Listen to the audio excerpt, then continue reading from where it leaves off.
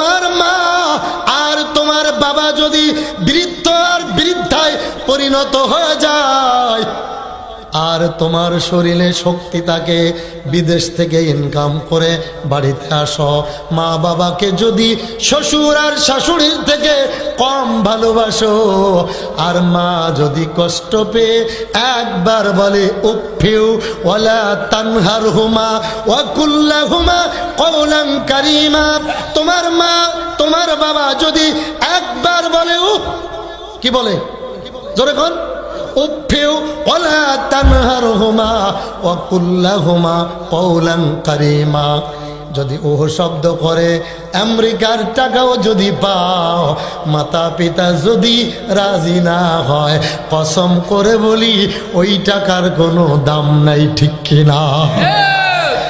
রব্বে কারিম ডাক দিয়ে বলে, আরে পীর সাহেব যদি তোমার জন্য দোয়া করে, শুধু একজন দুইজন তিনজন নয়, লক্ষ কোটি পীর যদি এক পাল্লায় মার জন্য দোয়া করে, বাবার জন্য দোয়া করে, 14 গোষ্ঠীর জন্য দোয়া করে, আমার মালিক ডাক দিয়ে বলে, তোমার মা যদি হাত তুলে বলে আমার আব্দুল আজিজ, আব্দুল করিম, আব্দুর রহিম অসুস্থ, বিপদ আপদ মুসিবতে আছে, মাফ করে দাও, আমার মালিক বলে কোটি কোটি পীর সাহেবের দোয়া কবুল হতেও পারে নাও পারে, কিন্তু মায়ের দোয়া ফেরত দিতে আমি মালিক লজ্জা পাই। জোরে কোন সুবহানাল্লাহ।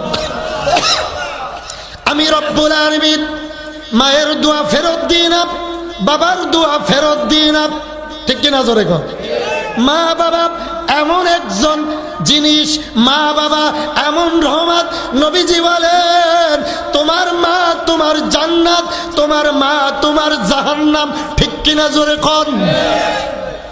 এই মুহূর্তে একটু ভাবুন, যার মা নাই, কার নাই, কি নাই, যার মা নাই, যার বাবা নাই, একটু ভাবেন আপনার যখন সংসারে অভাব ছিল, মা ছিল, বাবা ছিল, দাদা ছিল, দাদি ছিল, নানা ছিল, নানি ছিল, অনেক মুরব্বী ছিল, কিন্তু অভাবের তাড়নায় তাদেরকে আপনি ভালো মতো যত্ন করতে কতক্ষণ, কিন্তু এখন আপনার টাকা আছে, ছেলে সৌদি আরব থাকে, মেয়ে জাপান চলে গেছে, তোমারও সংসারে অভাব নাই, প্রতিদিন ভালো মাছ তরকারি গোস্ত কুড়াই করে খান, ভালো ভালো বাজার করেন, আপেল কমলা খান, কিন্তু তোমার মা ঘরে নাই।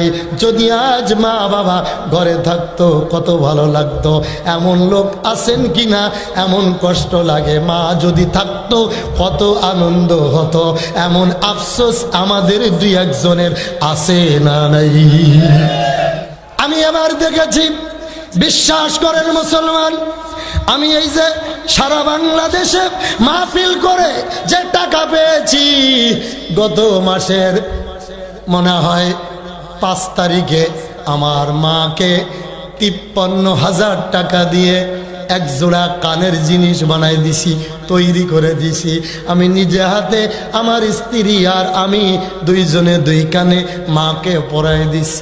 বিশ্বাস করো মুসলমান, মা বলছে কি দরকার ছিল এত টাকা খরচ করার, আর যখন পরাইতেছি মনের ভিতরে দেখি মুখে একটা হাসি দেখা যায়। আমি মনে করছি সারা বাংলাদেশে যে ওয়াজ মাহফিল করি, এটা আমার কণ্ঠ নাই, এলেম নাই, আমার যোগ্যতায় না, এটা আমার মায়ের দোয়া ছাড়া আর কিছু না, ঠিক না?